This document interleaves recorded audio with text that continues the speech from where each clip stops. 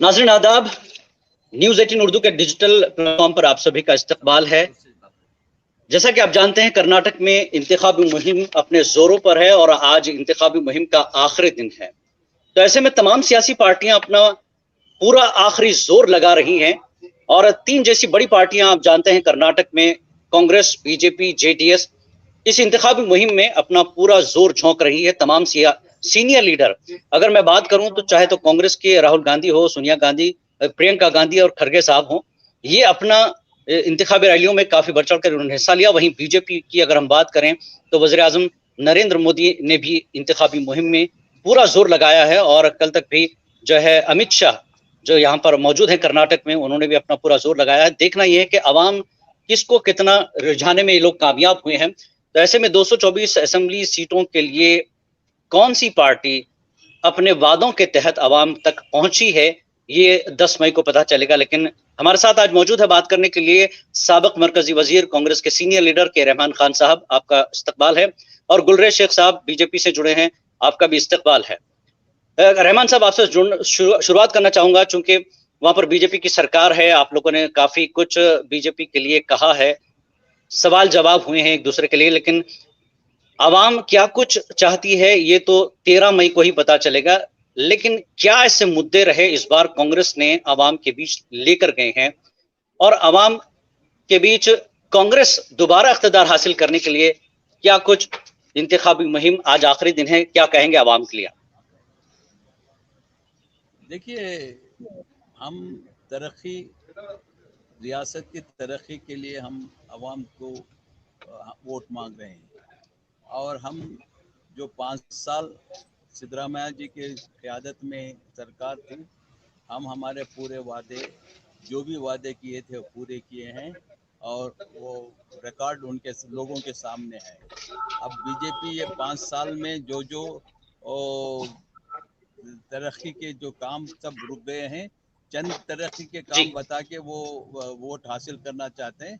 हमारा एक ही एजेंडा है कि हम तरक्की के लोगों के सोशल जस्टिस के लिए हम काम करेंगे, यही हमारा मुद्दा है। जी, गुलरेज साहब, इस बार इंतखाबी मुहिम अवामी मुद्दों से ऐसा लगता है कहीं ना कहीं भटक गई है और ऐसे कई मुद्दे वहां पर देखने को मिले। कभी फिल्म की बात हो रही है, कभी कांग्रेस की तरफ से परसेंटेज की बात हो रही है। खैर, ये तो इल्जामात है, ये आप लोगों का हक है एक दूसरे पर लगा, लेकिन अवाम इसको कितना संजीदगी है ये तो आने वाला वक्त बताएगा। क्या वाकई आप लोग अवामी मुद्दे उठाने में कामयाब है इंतखाबी मुहिम के दौरान?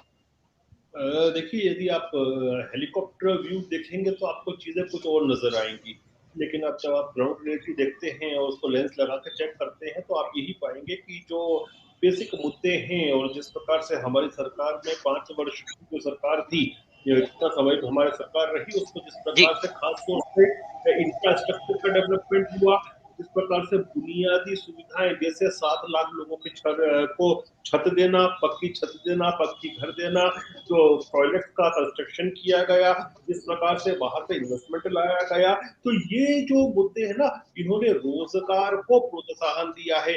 तो जो जमीनी मुद्दे हैं, बेसिकली भारतीय जनता पार्टी उन्हीं के ऊपर चुनाव लड़ रही है। बाकी जो दल हैं, चाहे वो जनता दल हो या फिर पार्टी हो, कास्ट अरिथमेटिक, रिलीजियस अरिथमेटिक इसको सामने रख के आगे बढ़ रही है। मुझे लगता है कि विकास जीतेगा और जो ये बटाव कर रहे हैं ये हारेंगे। और आपने ये भी देखा होगा कि लगातार जब से राहुल गांधी के पदार्पण हुआ एक तरह से कर्नाटक में, तो कभी जी सांप तो कुछ और, तो इस प्रकार की चीजें शुरू हुई। तो इन लोगों ने कर्नाटक का जो एक चुनाव था, जो आवामी मुद्दे के ऊपर था, जो स्थानीय मुद्दों के ऊपर था, उसको भटकाने का काम किया, ये सोचकर कि इससे फायदा मिलेगा, लेकिन मुझे लगता है वो बूमरैंग होगा।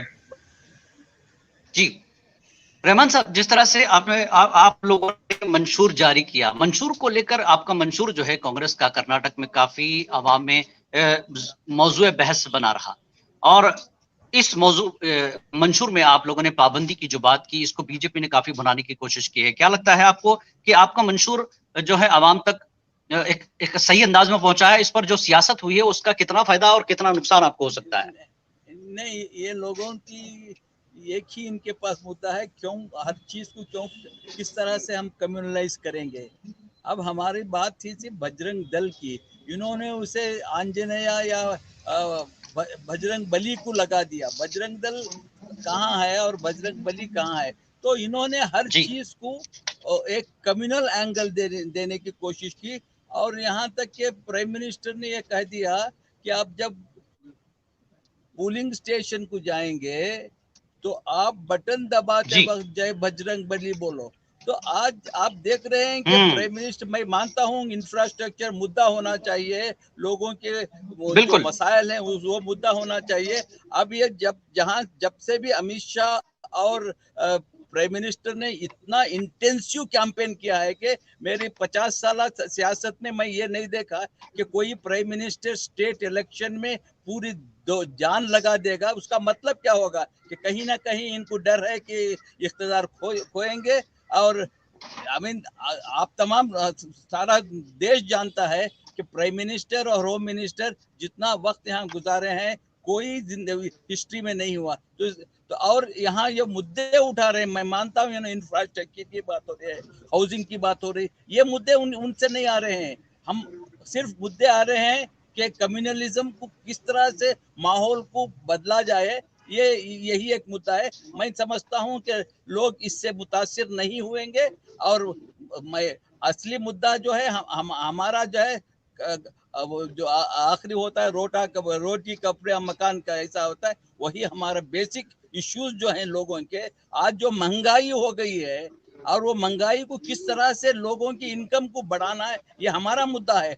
जो हम जो हमारे जो भी प्रोग्राम दिए हैं कि लोगों के हाथ में हम पैसे दें ताकि ये महंगाई को फेस कर सके, ये हमारा मुद्दा है। जी गुलरेज शेख साहब, जिस तरह से अवामी मुद्दे आखिर में ऐसा लगता है कहीं गुम हो गए हैं इस पूरी इंतखाबी मुहिम में, सिर्फ मजहबी चीजों को उछाला गया है। नहीं लगता आपको कि द कश्मीर फाइल्स के बाद आपके हाथ लगी है द केरला स्टोरी, तो इसका कितना फायदा आप उठा पाएंगे? क्या वाकई ये द केरला स्टोरी कर्नाटक में क्या मौजूद बहस होना चाहिए था? देखिए, इंफॉर्मेशन टेक्नोलॉजी का युग है साहब। जो चीज एक कोने में दुनिया के होती है वो दूसरे कोने को प्रभावित करती है। तो डिस्कशन तो सब चीजों पे होते हैं क्योंकि आईटी के आप नवीन युग में जी रहे हैं, लेकिन जहां तक कम्युनलाइजेशन की बात है तो आपको बता रहा हूँ ना, आप उसका समय सीमा को देखिए। जब से पदार्पण हुआ कर्नाटक की भूमि पर श्रीमंत राहुल गांधी जी का, तब से लेकर अभी तक यदि आप देखेंगे तो उन्होंने स्थानीय मुद्दों को परिवर्तित करके एक कम्युनल स्लैंग दिया है चुनाव को, और उससे लाभ लेने की कोशिश की है। न केवल वो, बल्कि मल्लिकार्जुन खड़गे को भी आप देखिए, उन्होंने वो तो पर्सनल लेवल पे बार बार गए हैं। प्रियंका रॉबर्ट वाड्रा बार बार गई है प्रधानमंत्री के ऊपर, कोई इनको नालायक बोल देता है, कोई उनको गले का सांप कहता है। तो फिर जब ऐसी बातें होंगी तो फिर मुद्दे भटकेंगे, और जब मुद्दे भटकेंगे तो प्रश्न हमसे किया जाएगा। मतलब जो लोग मुद्दे को भटका रहे हैं उनके ऊपर प्रश्नवाचक चिन्ह नहीं लग रहा, जो लोग मुद्दे पर चल रहे हैं उन पर प्रश्नवाचक चिन्ह लग रहा। तो ये कांग्रेस का तरीका है। यदि सीधे आप कांग्रेस पर इल्जाम लगा रहे हैं कि मुद्दे भटकाई कांग्रेस ने मुद्दे भटकाए हैं।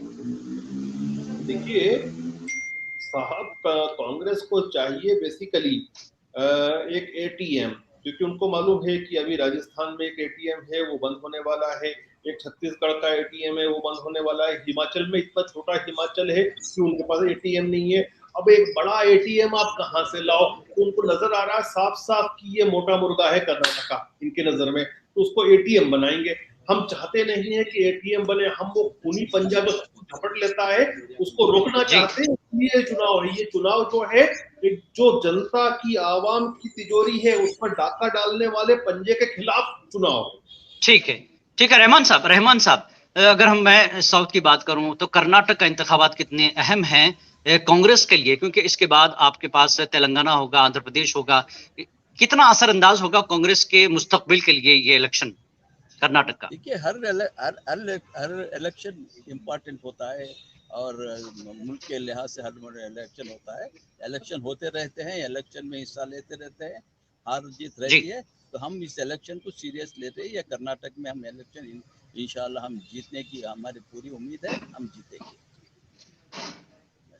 जी, या दूसरे मुद्दों पर गुलरेज का इल्जाम है कि मुद्दों को कांग्रेस ने भटकाया है।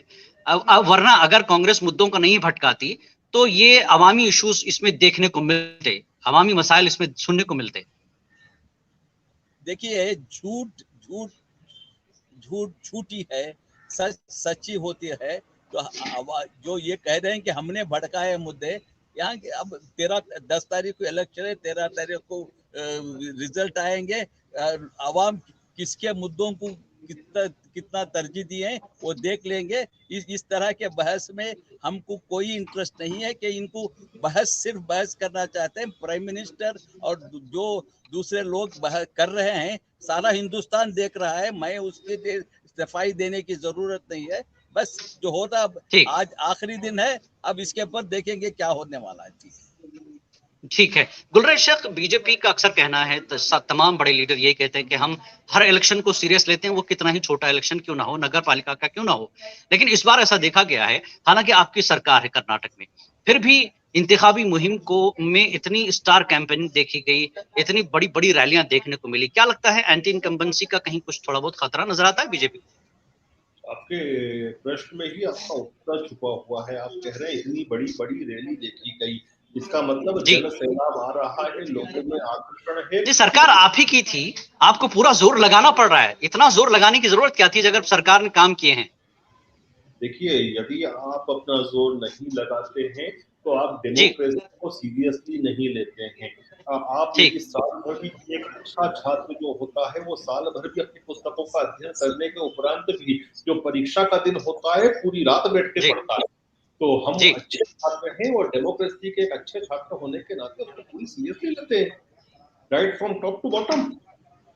जी जी, एक आखिरी सवाल आप दोनों से करना चाहूंगा। रहमान साहब, आपने बजरंग दल का मुद्दा उठाया, साथ में पीएफआई को भी आपने बैन किया, ऐसा नहीं है। तो बजरंग दल के मुद्दे को बीजेपी ने उचक लिया है, ठीक है। और बीजेपी के लिए सवाल है गुलरेज शेख जी, मुस्लिम रिजर्वेशन को इस बार इलेक्शन से पहले खेला गया, एक से छीनेंगे और दूसरे को देंगे, ये कैसी सियासत है बीजेपी की? नहीं, वो सियासत नहीं, वो कॉन्स्टिट्यूशनली क्योंकि रिलीजियस बेसिस पे नहीं होता है इसलिए किया गया। अन्यथा भारतीय जनता पार्टी सबका साथ, सबका विकास, सबका विश्वास, सबका प्रयास इस मंत्र पे काम कर रही है। और आप यदि देखेंगे तो चाहे माइनॉरिटी मंत्रालय हो या वक्फ हो, दूसरे चाहे हज कमेटियां हो, तो ये जो दिया गया था गैर कानूनी तरीके से दिया गया था, तो आपकी सरकार ने इतने दिन क्या किया? फिर सवाल ये भी है। देखिए, सरकार जो थी पहले कुमारस्वामी की सरकार बनी थी, उसके बाद कोविड आया, तो चीजें जो थी जितना समय मिलना चाहिए था काम करने के लिए नहीं मिला, मानते हैं हम। ठीक ठीक। रहमान साहब जी, रिजर्वेशन छीना गया, दूसरों को दिया गया, इसको आप कैसे पब्लिक तक पहुंचाएंगे सही मैसेज? रिजर्वेशन का सवाल जो है आज सुप्रीम कोर्ट के पास है। तो ये जो इन्होंने कह रहे हैं सब बेहुदा बात है, इसलिए कि 30 साल से रिजर्वेशन चल रहा है और लेके किसे दे रहे हैं? दूसरे जो रिजर्वेशन है आप एक से छीन रहे हैं, दूसरों को दें। ये क्या सबका साथ सबका विकास? ये बात कोई समझ सकता है? बोल सकते हैं, इनको जबान से बोल सकते हैं। सबका जब किसी को देना है तो हमारा एतराज नहीं है। आप किसी को रिजर्वेशन देते हैं तो दीजिए, खुशी से दीजिए। जब दूसरे 30 साल से रिजर्वेशन आप 2-2 मरतबा 3-3 मरतबा इख्तिदार में आए, तब क्यों नहीं सोचे आप? और 4 साल आप इख्तिदार में थे, तब क्यों नहीं सोचे? क्या कोई कमेटी बिठाए थे आप? कमेटी का रिकमेंडेशन है? कुछ नहीं है। आप ये इलेक्शन के लिए किए हैं। अब सुप्रीम कोर्ट में जो ही फैसला आएगा देखे, इसके ऊपर बहस करने की जरूरत है। जी शुक्रिया। जी बहुत बहुत शुक्रिया रहमान साहब, गुलरेज शेख साहब। बहरहाल आज इख्तितामी दिन है मुहिम का, 10 तारीख को जो है फैसला हो जाएगा और 13 तारीख को ये दिन वोटों की